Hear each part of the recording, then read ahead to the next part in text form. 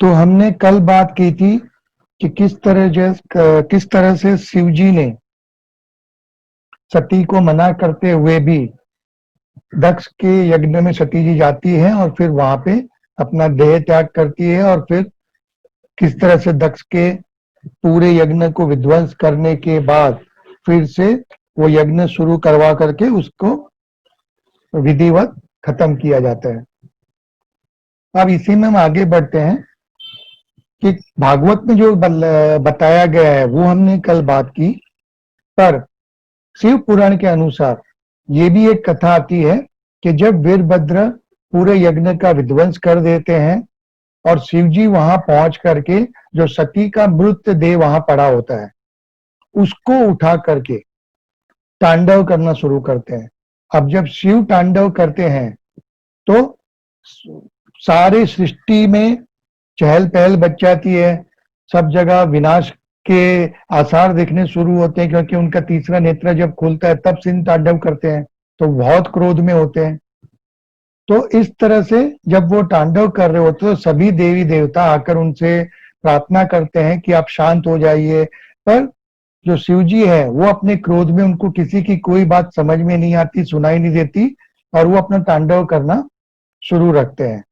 तो पूरे विश्व को विनाश से बचाने के लिए विष्णु भगवान जो है वो अपना सुदर्शन चक्र से जो सती माता का जो देह होता है उसके टुकड़े कर देते हैं, और वो शिव जी अपना तांडव करते जा रहे हैं, और जो चक्र की वजह से जो उनके टुकड़े होते हैं उनके शरीर के, वो जहां जहां पे गिरते हैं तो वहां पर शिव जी स्वयं जा करके जब वो उसके जो भी अंग गिरे होते हैं उनको हाथ लगाते हैं तो वो एक पिंड के स्वरूप में रूपांतरित हो जाते हैं।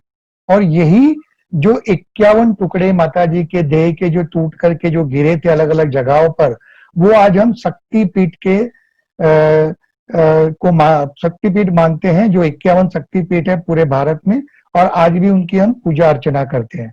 तो ये जो कहानी है वो शिव पुराण में कही गई है कि किस तरह से ये 51 शक्तिपीठ बने थे।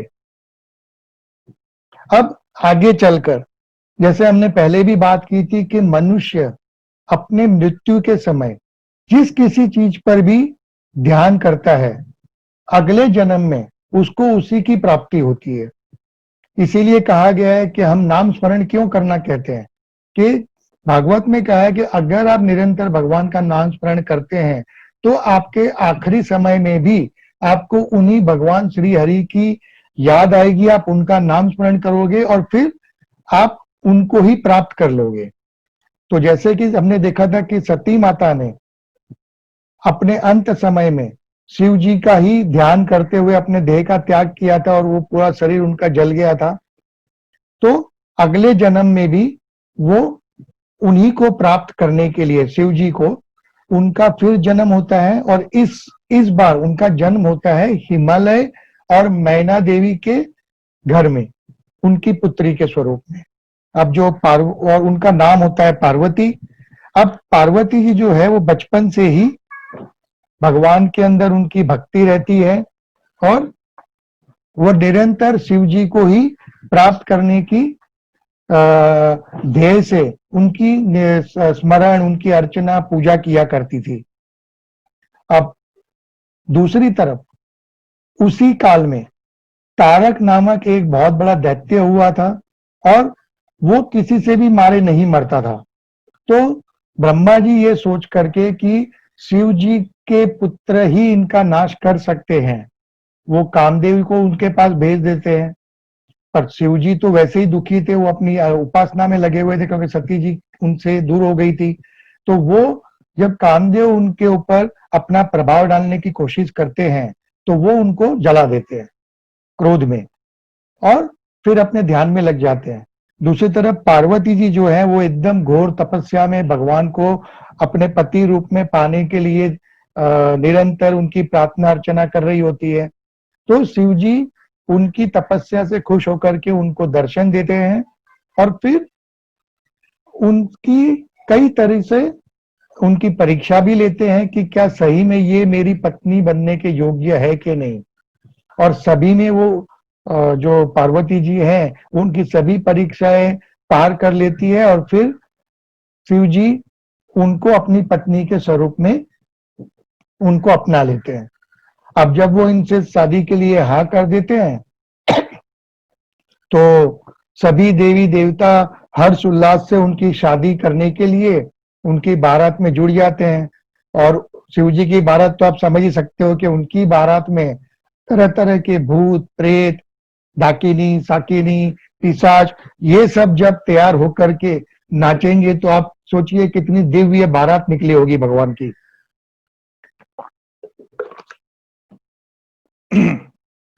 तो बहुत ही बड़े पैमाने पे सब लोग मिलकर के भगवान का पार्वती जी से ब्याह करवाते हैं। और फिर जो रति है, जो कामदेव की पत्नी है, वो भी उनके पास आकर के हाथ जोड़ करके उनसे प्रार्थना करती है कि प्रभु मेरे पति को भी आप जीवित कर दीजिए। तो भगवान कामदेव को भी जीवित कर देते हैं। फिर शादी हो जाने के बाद शिव जी एक बार मजाक में पार्वती जी को काली कहते हैं कि तुम तो काली हो।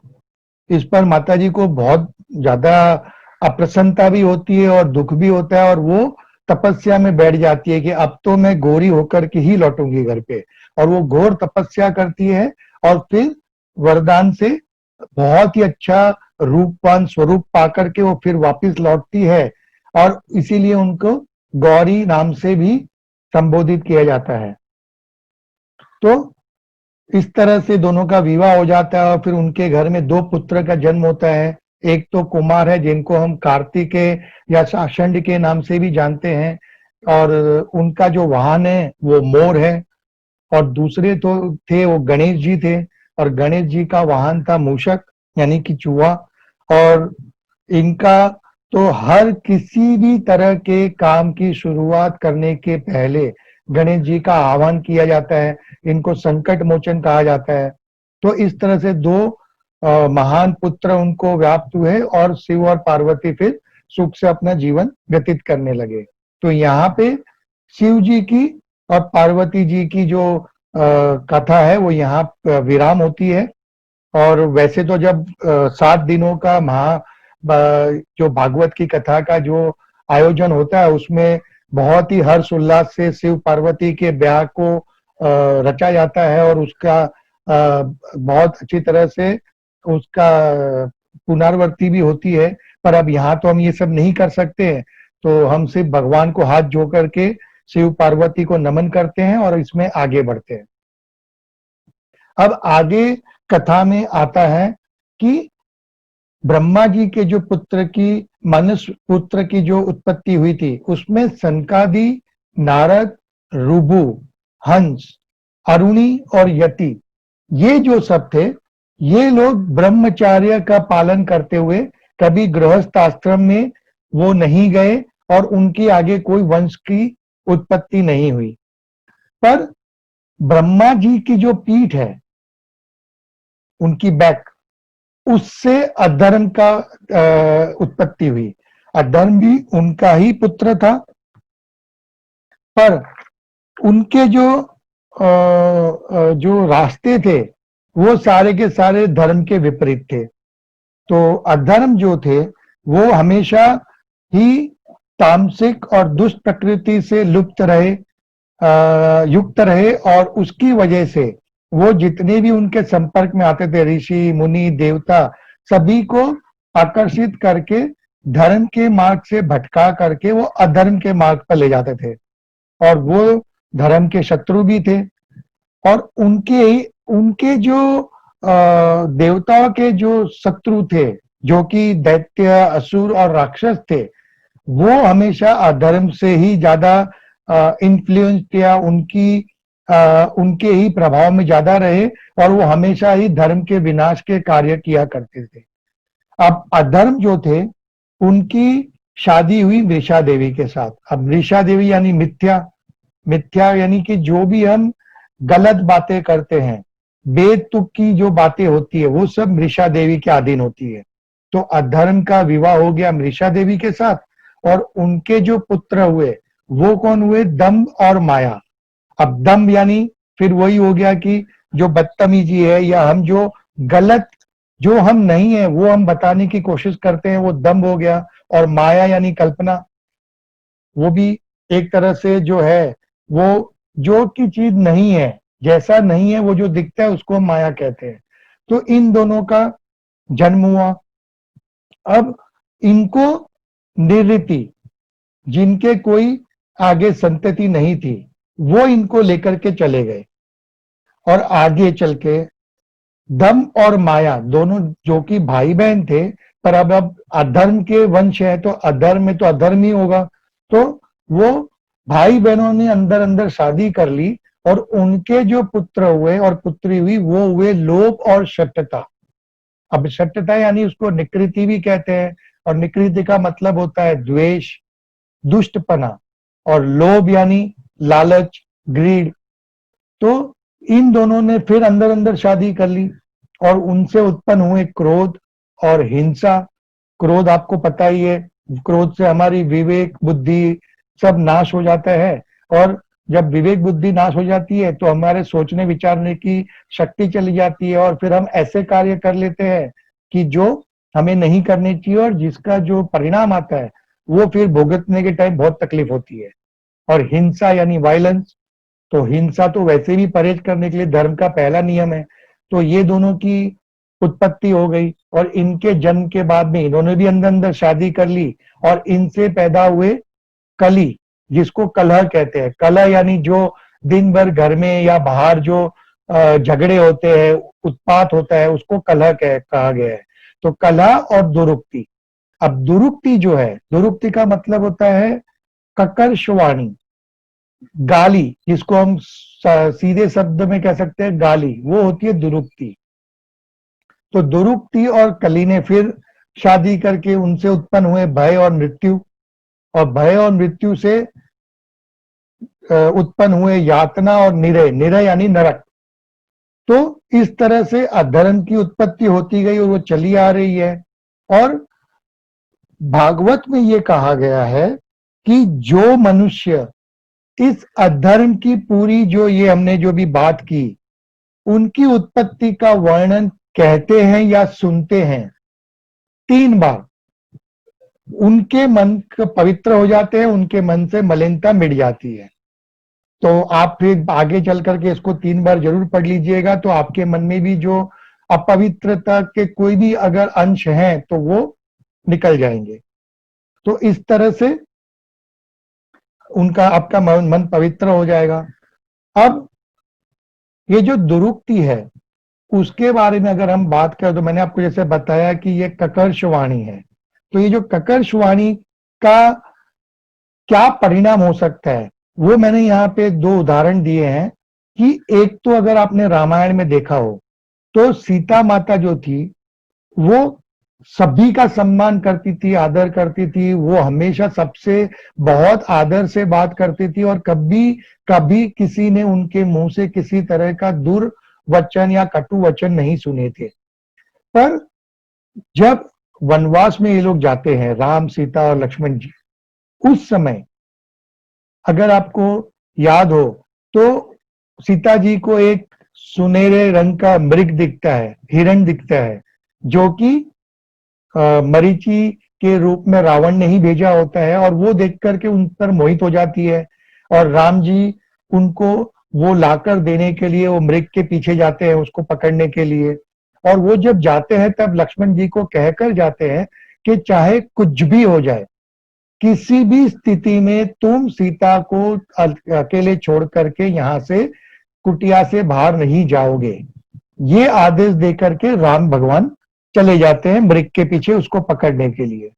अब थोड़े दूर जाकर के जब वो उस पर बाण चलाते हैं, तो वो मृग जो है, वो तो माया होती है, तो वो जोर से लक्ष्मण बचाओ, लक्ष्मण बचाओ करके जोर से पुकारते हैं, और वो वहां मर जाते हैं। और उधर जब सीता मैया और लखन जी ये सुनते हैं कि राम भगवान की आवाज में कोई उनको पुकार रहा है, तो सीता मैया व्याकुल हो जाती है, और वो लखन जी से कहती है कि तुम मेरे भाई हो, तुम अभी के अभी जाओ, तुम्हारे भाई को तुम्हारी जरूरत है। लेकिन लक्ष्मण जी कहते हैं कि मुझे भैया ने आदेश दिया है कि मैं किसी भी स्थिति में यहाँ आपको अकेले नहीं छोड़ सकता हूँ। इस पर सीता मैया उन पर क्रोधित हो जाती है और व्याकुलवश उनके मन में जो एक भय होता है कि उनके पति के साथ क्या हुआ है, वो लखन जी को बुरा भला कह देती है। और वो यहां तक कह देती है कि तुम्हारी नीयत पे भी मुझे शंका हो रही है, इसीलिए तुम अपने भाई की मदद करने के लिए नहीं जा रहे हो। तो ये जो ककर्ष वाणी का उन्होंने उपयोग कर लिया, तब लखन जी उनको कहते हैं कि ठीक है भाभी, अगर आप इतना कह रही हो तो अब मैं जाता हूं। पर वो वहां पे लक्ष्मण रेखा खींचकर कहते हैं कि आप किसी भी संजोग में आप इस लक्ष्मण रेखा के बाहर मत आना। और फिर वो राम को ढूंढने के लिए चले जाते हैं और फिर पीछे से रावण आते हैं और फिर सब कहानी आपको पता है, और उसको उठा करके सीता जी को ले जाते हैं। तो अगर उन्होंने ये ककर्ष वाणी का उपयोग नहीं किया होता तो आगे रामायण हुई ही नहीं होती। और दूसरा जो इसका हम कह सकते हैं कि उदाहरण है, वो है महाभारत में कि द्रौपदी जी जो महल बना था, उनका दिव्य महल बना था, जो हमने पहले बात भी की है अपने प्रवचनों में, तो उसमें माया योग था, क्योंकि वो महल जो बनाया था वो असुर के जो बहुत बड़े जैसे आर्किटेक्ट थे उन्होंने बनाया था। तो उसमें जहां पे जल होता था वो दिखता नहीं था, और जहां पे जल दिखता था वहां होता नहीं था। तो उसी भ्रम में जब दुर्योधन उनसे मिलने और उनके राजमहल में गए थे, तो वो एक जगह पे उनको जल जैसा लगा, तो वो वहां पे एकदम सावधानी से पैर रख रहे थे। तो द्रौपदी हंसने लगी कि नहीं, वहां जल नहीं है। और जब दूसरी जगह पे सही में जल जल था, तो दुर्योधन को लगा कि ये भी माया है, और उन्होंने असावधानी से उसमें पैर रख दिया और वो वहां गिर पड़े। और तब द्रौपदी जी ने हंस करके मजाक में उन्होंने कहा कि अंधे का पुत्र अंधा। पर वो जो ककर्ष वाणी का उन्होंने उपयोग किया, वो बात जाकर के दुर्योधन के मन में बैठ गई और फिर पूरे महाभारत का आयोजन हो गया।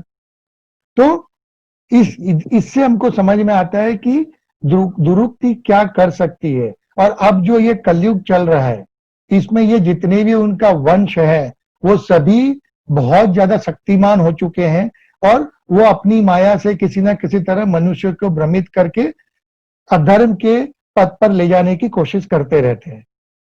अब प्रॉब्लम कहां शुरू होता है कि जैसे अगर कोई आपको कहता है कि तुम सुअर हो, तुम कुत्ते समान हो, और वो आपको भली किसी तरह से भी आपको गालियां दे रहे हैं और आपको उत्तेजित करने की कोशिश कर रहा है, तो जब तक आप कुछ जवाब नहीं देते हो, तो वो चाहे आपको 50 बार कह दे कि आप सुअर हो, आप कुत्ते हो, तो आप तो नहीं है। पर जैसे ही आपने उसका विरोध किया, आपने उसको जवाब दिया, तो क्या हुआ, अब आप वो कुत्ते और सुअर बन गए, क्योंकि आपने वो एक्सेप्ट कर लिया और आप उसको जवाब दे रहे हो। तो हमारे जीवन में जो भी प्रॉब्लम शुरू होते हैं, अगर आप ध्यान से कभी बैठकर सोचोगे, तो वो इसी से शुरू होते हैं कि आपके साथ कोई घटना बनी, आपने उस घटना को बिना सोचे समझे उस पर विचार किए, आपने उसको उसका प्रत्युत्तर रिएक्शन दिया, और वो रिएक्शन देते ही आपने उस स्थिति को भी एक्सेप्ट कर लिया, और वो नेगेटिविटी आपके जीवन में अंदर आ गई, और फिर वो निरात्मक जो उसका जो दोष है वो आपको लग गया, और फिर आप प्रॉब्लम्स चालू हो गए। तो हमें चाहिए कि हम किसी भी स्थिति को रिस्पॉन्ड करें, हम उसको भली भांति समझे, उसका पूरा सभी पासों से उसके ऊपर विचार विमर्श करें, और फिर उसके ऊपर उस कोई किसी तरह से आगे का निर्णय ले। तो हमारे बहुत से जो तकलीफें हैं जो वो हमारे जीवन में आने से पहले ही रुक जाएगी।